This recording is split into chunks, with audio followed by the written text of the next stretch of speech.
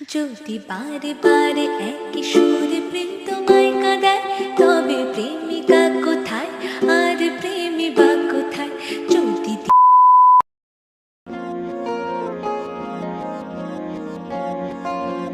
Hi everyone, welcome back to my channel, welcome back to another new video. তো তোমরা সবাই কেমন আছো বলো? আই হোপ কি তোমরা সবাই অনেক ভালো আছো, সুস্থ আছো। তো চলো, তোমাদের সুস্থতা কামনা করে আরেকটি নতুন ফ্রেশ ব্লগে আমার চ্যানেলে তোমাদের সবাইকে ওয়েলকাম। তো চলো তোমরা ভিডিওটা দেখতে থাকো, আশা করি তোমাদের অনেক ভালো লাগবে। তো এদিকে দেখেছো তো, সকালবেলা উঠে যেমন সকাল বলতে বাপের বাড়ির যেমন টাইম থাকে 10:30 10টা, তো স্নান করতে করতে আমার 10:30 বেজে গিয়েছে।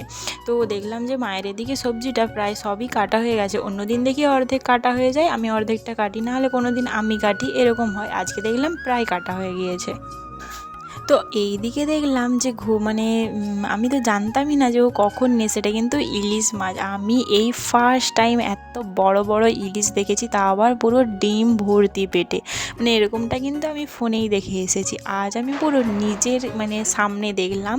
আর তা আবার এটা আমার খাওয়ার জন্যই কিন্তু নিয়ে এসেছে। কি হয়েছে জানো তো, আমার দাদা আগের দিনই রাত্রিবেলা আমাকে বলছিল, যেহেতু আমার শ্বশুরবাড়ি এসে যাওয়ার কথা ছিল, তো ও আমাকে বলছিল যে কাল যেতে হবে না, থেকে যা, আমি ইলিশ মাছ এনে খাওয়াবো তোকে। তো সত্যি সত্যি সকালবেলা উঠে দেখছি যে আমি ঘুম থেকে কখন গিয়ে নিয়ে চলে এসেছে জানি না, তো উঠে দেখছি যে ইলিশ মাছের পুটুলটা রেখে দিয়েছে, আমি যাতে খুলবো আর কি। তো তার জন্য তো আমার তো ভীষণ আনন্দ হচ্ছিলো, ভীষণ। এরকমটা কিন্তু আগে যখন আমার দাদা বাইরে থাকতো, ও এলেই কিন্তু আমাদের বাড়িতে এত ভালো ভালো খাওয়া দাওয়া হতো আর কি। তো সেরকমটা আমার জন্যও হচ্ছে। আমি শ্বশুরবাড়ি বিয়ে হয়ে গেছে, শ্বশুরবাড়ি থেকে বাপের বাড়ি গিয়েছি, তো এলাই ব্যাপার প্রত্যেক দিন। তো বিশাল বিশাল নিজেকে আমার স্পেশাল মনে হচ্ছিলো। তো এটা কিন্তু রান্না করার দায়িত্ব আমারই ছিল, তো তার জন্য আমি দেখে শুনে এসে তারপরে এদিকে খিদে পেয়ে যাচ্ছিলো অনেক, 11টা বেজে গিয়েছে এখন। তো তার জন্য এইদিকে দেখো শরবতটা আগে খেয়ে নিচ্ছিলাম, কারণ মনেই ছিল না। আর মা এদিকে বকাটা দিত, কারণ প্রত্যেক দিনে আমি ভুলে যাই শরবত খেতে। আজ আমি ওখানটায় বসেছিলাম বলে আমার পাশেই ছিল, তাই জন্য খেয়াল পড়ে গিয়েছে আর কি, তাই জন্য আগে ভাগে খেয়ে নিয়েছি খাবারটা রেখে। আর এটা হচ্ছে আগের দিনের খিচুড়ি, আর বাসি খিচুড়ি খেতে কিন্তু আমার খুব ভালো লাগে, খুব খুব। তো এইদিকে ওই জন্য নিয়ে আগে বসে গিয়েছিলাম। তো হচ্ছে যে কী হয়, স্বাদ করলে না অতটা খেতে পারি না গরম গরম, আর বাসি ঠান্ডা হয়ে গেলে যেন আমার স্বাদটা দ্বিগুণ লাগে, এত ভালো লাগে। আর স্বাদ তো শরবত খেয়ে কিছু খাওয়া যাবে না, সেটাতেও মা বকবে যে শরবতটা খেয়ে নিচ্ছি। তো তার জন্য এদিকে একটু বসে বসে মায়ের সাথে কথা বলছিলাম। আর হচ্ছে যে আমারও শ্বশুরবাড়ি এসে যাওয়ার কথা ছিল, আর দাদারও বাইরে কাজে চলে যাওয়ার কথা ছিল। তো সেটা নিয়েই কথা হচ্ছিল আর কি, টিকিটের ব্যাপারে।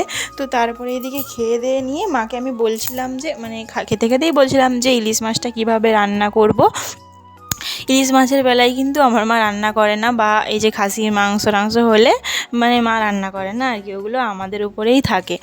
তো হচ্ছে যে ইলিশ মাছ তো আমার ওপরেই থাকবে, তো তার জন্য বলছিলাম মাকে যে এই মশলা পিষতে। আর আমি বানিয়েছিলাম প্রথম দিন হচ্ছে ইলিশ মাছ ওই যে আলু কালো জিরে দিয়ে, বেগুন কালো জিরে দিয়ে পাতলা ঝোল। আর হচ্ছে যে দ্বিতীয় দিন বানিয়েছিলাম ভাপা। তো ব্যাপক খুব টেস্টি ছিল ইলিশ মাছটা, খুব খুব। তো দারুণ খেতে লাগছিল। আর বিশেষ করে ডিমটা তো জাস্ট অসাম লাগছিল খেতে, অসাম।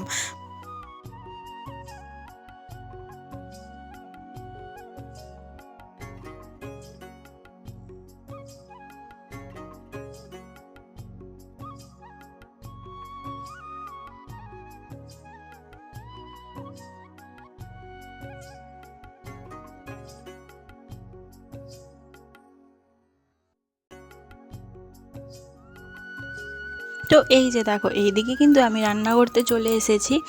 আর গ্যাসেই করতাম, কিন্তু মা উনুনে করছিল, ওই জন্য ভাবলাম যে এইটুকুর জন্য আবার কেন কালো কড়াইটা গ্যাসে বসাবো, তো তার জন্য উনানে করছিলাম আর কি।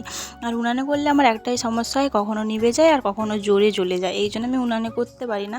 কিন্তু এটাতে তো মশলা কষার কোনো ব্যাপার নেই, তো তার জন্য ভাবলাম যে না, উনুনেই করে ফেলি আর কি। তো এই যে দেখো, এদিকে করছিলাম। আর আমি আমার জন্য না 1 পিস ভাজা রেখেছিলাম আর কি।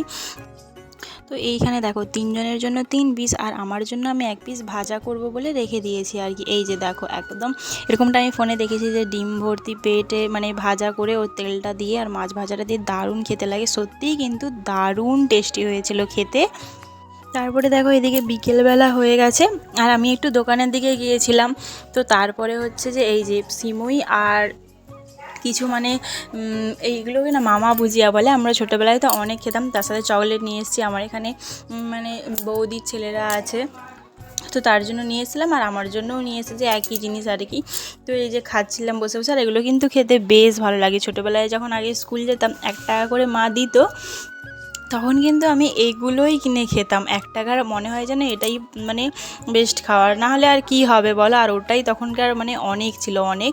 তো এই যে মা আর আমি দুজনে বসে বসে খাচ্ছিলাম আর দারুণ খেতে লাগছিল। তো তারপরে এদিকে দেখো রুটি আর সিমুই হবে, তো আমি ওটাই মায়ের সাথে সাথে করতে চলে এসেছিলাম। মা বেলে দিচ্ছিল আর আমি ভাজছিলাম আর কি। আর সিমুইটাও আমার এদিকে হয়ে গেছে। তো আজকের মতো এই পর্যন্তই। তোমাদের ব্লগটা কেমন লাগলো অবশ্যই কমেন্ট করে জানিও। টাটা সবাইকে, ভালো থেকো, সুস্থ থেকো।